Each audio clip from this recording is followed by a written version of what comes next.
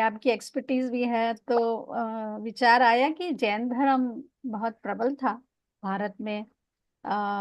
तो ऐसा क्या हुआ कि हम माइनॉरिटी हो गए, और इससे हमें क्या सीख लेना चाहिए? प्रश्न ये है कि सुना है कि पहले पूरी दुनिया में जैन धर्म था, सब जैन थे, और अब पता चलता है कि क्यों हुआ। चलो, सबसे पहला क्रमबद्ध से जवाब देते हैं कि पंचम काल में ऐसा ही होता है, धीरे धीरे सब घटता चला जाता है। तो जैन धर्म सामान्य रूप से नहीं घटा। जैन धर्म इस पर्टिकुलर कॉर्नर में कम हुआ है। This is just a corner of the world. और कितना कॉर्नर है कि एक पेन का टपके जितना। और जैन धर्म कितना है कि पूरा पैसिफिक ओशियन भी भर दो दानों दानों से, तो भी जितना एरिया नहीं होगा। और उसके बीच में एक,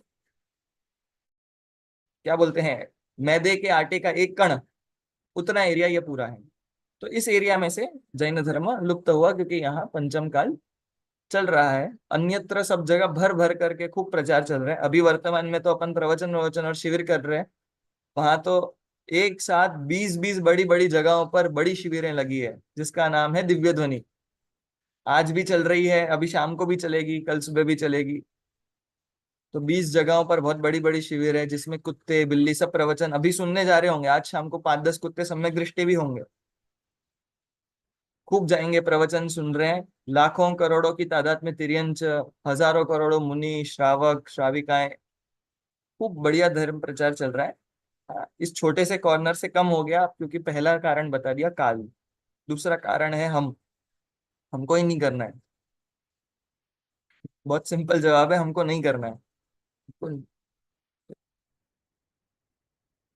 पहले के काल में बच्चों को धार्मिक शिक्षण, अध्ययन, बच्चों को रात्रि भोजन नहीं कराने का सिस्टम था।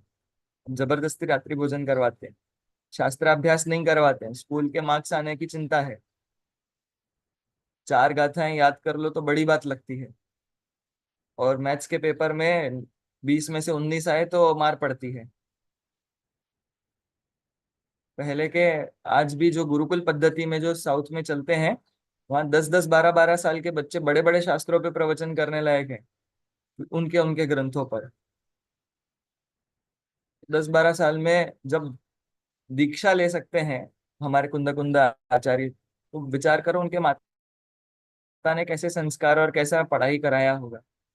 28 मूल गुणों के नाम तो याद होते ही होंगे, पर उतने पालन करने की शक्ति भी डेवलप हो गई 10-11 साल में।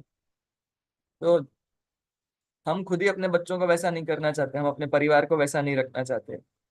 और कहीं ना कहीं बोलते हैं कि हमें भावना तो है, भावना कुछ नहीं है। वो थोड़ी बहुत कभी ऐसा होता है ना कि कुछ लोग बोल देते हैं तो हम लग जाता है करके, उसको भावना नहीं बोलते हैं वो। ठीक है, आ गई कभी। भावना तो वो है जो निरंतर आपको परेशान करे पीछे से, कि नहीं ये तो मुझे करना है करके। जैसे फ्लाइट पकड़नी होती है ना, तो बाकी सब काम को जल्दी निपटाने की वो भावना होती है, कुछ भी करके निपटाना ही है। फ्लाइट तो पकड़ के ही छोड़ेंगे, छूटेगी नहीं वो। तो ऐसा, तो वो अंदर में भावना बननी चाहिए, वो भावना नहीं है। तो इसमें हम लोग ही कारण है कि करना नहीं चाहते हैं।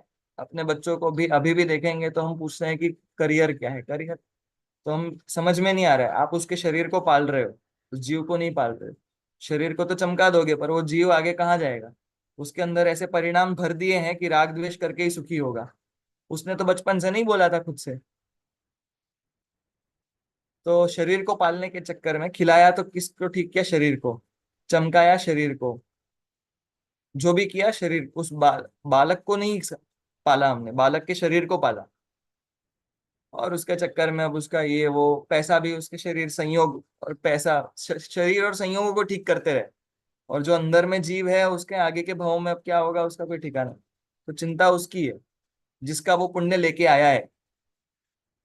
चिंता उसकी है जिसका वो पुण्य ऑलरेडी लेके आया है। आपको क्या क्या लग रहा है? आपने पाला है, उस शरीर की पुण्य का उदय वो लेके आया है, शरीर में जो निरोगता है वो लेके आया है। तो चिंता उसकी है जिसका पुण्य वो लेके आया है, उसकी नहीं है जिसमें गड़बड़ वो कर रहा है, राग द्वेष करके फंस रहा है, संसार में गलत रास्ते पे जा रहा है। आगे वो जाकर के नरक में कटेगा, उबलेगा तेल में, कुत्ता बन करके लोग उसको खाएंगे, नोचेंगे आपके ही बेटे को, जब वो आगे की भाव में तिर्यंच गति में जाएगा। उसकी तो हमें चिंता ही नहीं है। चलो खैर, तो यही सब बातें हैं, इस वजह से अपने आप रुचि राग में ज्यादा प्रवृत्त हो गई है, हमें भी वही करना है। और एक एक सेकेंड है ना, और इससे क्या सीखना चाहिए? तो सीखने के लिए ऐसे तो देखो पूरा बहुत सारी बातें लिस्ट में आ जाएंगी, पर एक बहुत बड़ी चीज जो हमें इस बात से सीखनी चाहिए, इस काल में सब लोग मोह से आकृष्ट होकर के गलत उपदेश देने वाले ही हैं, और गलत जगह खींचने वाले। क्या अभी तो उम्र ही नहीं है तुम्हारी तत्व ज्ञान करने की, तुम्हारा करियर क्या होगा, तुम्हारा पैसा क्या होगा। उनको खुद को भी नहीं पता कि पैसे मिलने से सुखी होने वाले कि नहीं होने वाले। अरे, तुम वहां अब तक घूमने ही नहीं गए, अब तक तुमने पैसा खर्च, उसको उनको कुछ नहीं पता कि वहां घूम के सुख होगा कि नहीं होगा। तो जबरदस्ती के झूठे राग द्वेष में उलझाने वाले लोग बहुत है, यही बताना है, बाकी तो विस्तार बहुत होगा। इसीलिए ऐसे लोगों के सामने रहना चाहिए जो सच में मोक्ष मार्ग और सच्चे सुख को जानते हो और उसमें बढ़ रहे हो, और ऐसे ही लोगों की संगति में रहना चाहिए, और स्वयं भी ऐसे परिणामों में रहना चाहिए। मतलब खास करके हमारे प्रश्नों में भी हमें विचार एक करना चाहिए। मैं जजमेंटल नहीं हो रहा हूँ, पर हमारे प्रश्न शास्त्र संबंधी क्यों नहीं उठ रहे हैं, एक गाथा संबंधी कोई प्रश्न क्यों नहीं आया? क्योंकि हमने गाथा नहीं पढ़ी। अगर हम 10-15 गाथा पढ़ते तो नियम से एक गाथा के आप परेशान होगे कि ये वाला अर्थ मुझसे नहीं लग रहा है, वो भी प्रश्न आता। पर वो क्यों नहीं आया? क्योंकि हम अपना टाइम उधर नहीं दे रहे हैं। तो इससे ये सीखना चाहिए कि शास्त्रों में रहे दृष्टि, आंखें जो है वो शास्त्र चक्षु से देखना है दुनिया को। एक एग्जाम्पल, अभी हम देख रहे हैं, थोड़ा लेफ्ट राइट में देखना, आपके आसपास कितने लोग हैं? नहीं दिख रहे? थोड़ा शास्त्र चक्षु से देखते हैं। 40-50 करोड़ एकेंद्रिय वायु का एक जीव दिख रहे हैं?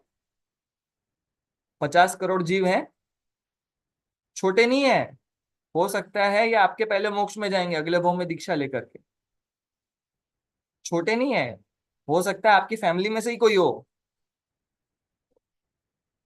मनुष्य ही भव धारण सबने किया है, मनुष्य भव धारण सबको मौका मिला था, पर अब करोड़ों सागर हो गए, अब तक मनुष्य पर्याय नहीं मिली। आपके हाथों में जो पसीना आ रहा होगा उसमें जो जल कण है, एक एक कण में 20-40 करोड़ जल का एक जीव है कि नहीं है?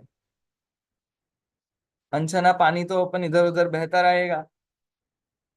हाँ, जो आरओ प्यूरिफायर में अनछने जीव में जो मरा हुआ शरीर है, वो लाखों करोड़ों जीवों का शरीर है कि नहीं है? खूब जीव है, पर दिखते नहीं है। क्यों नहीं दिखते? क्योंकि आंखें हमने लोक चक्षु से देख रहे हैं वस्तु स्वरूप को।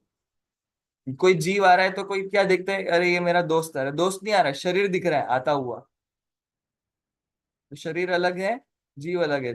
देखने की, शास्त्र चक्षु से दुनिया को देखने का अभ्यास करना चाहिए, बैठना चाहिए अलग से। अब रास्ते चलते तो किसी को नहीं बोल सकते, अरे संजय भाई के शरीर के अंदर के जीव, ऐसा तो बोल नहीं सकते। तो क्या करें? तो बैठो, बैठ करके तत्व विचार करो अलग से टाइम, रैदर देन स्वाध्याय। अलग से टाइम बैठो, 1-1.5 घंटा 2 घंटा डेली का तत्व विचार करो, और ऐसे वस्तु स्वरूप से शास्त्र चक्षु से दुनिया को देखो। ये सब जो दिख रहा है वो गलत है, विपर्य ज्ञान।